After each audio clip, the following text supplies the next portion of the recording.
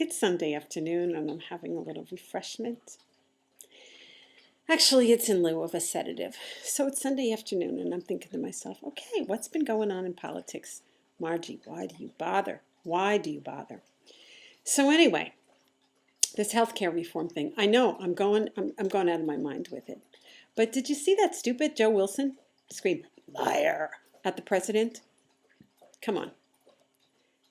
This is such about racism. The man from the South just can't stand having a black man in power.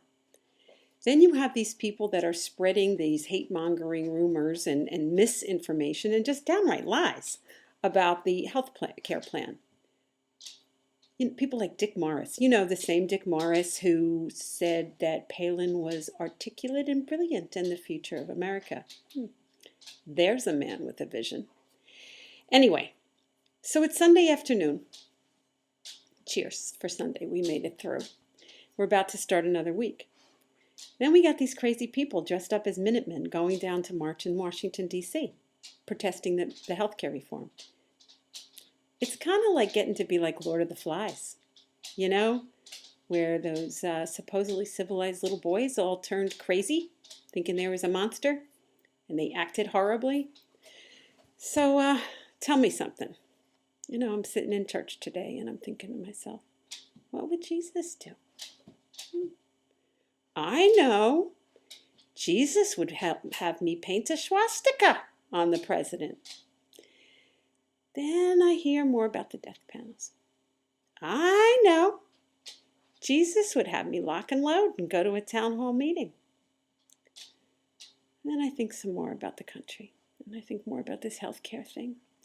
And I think about some of the information that's out there.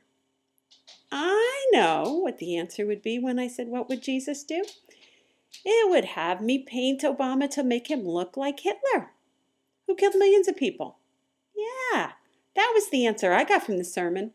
Not so much. So how is it that all these crazy people, how is it that all these nasty, hate-mongering people co-opted the religious right?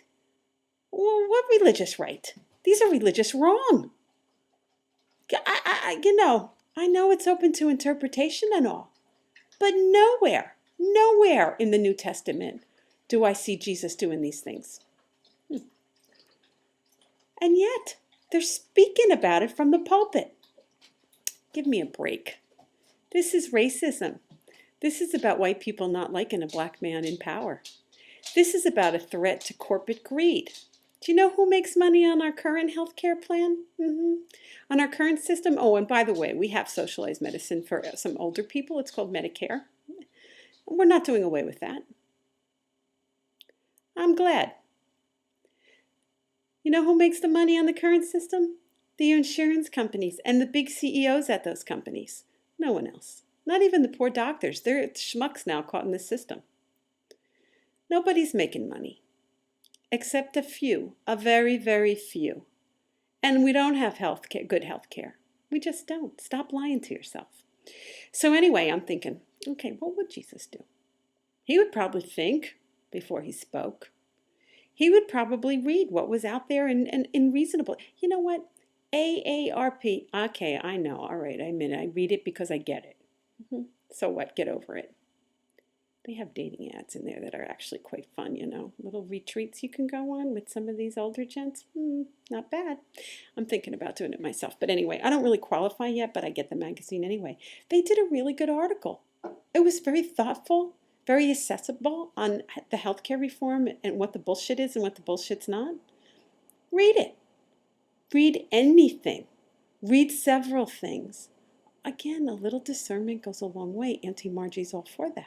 I'm not asking everyone to be like me, but we should read, we should think, and we should stop being sheep, especially sheep that are dressing up as Minutemen.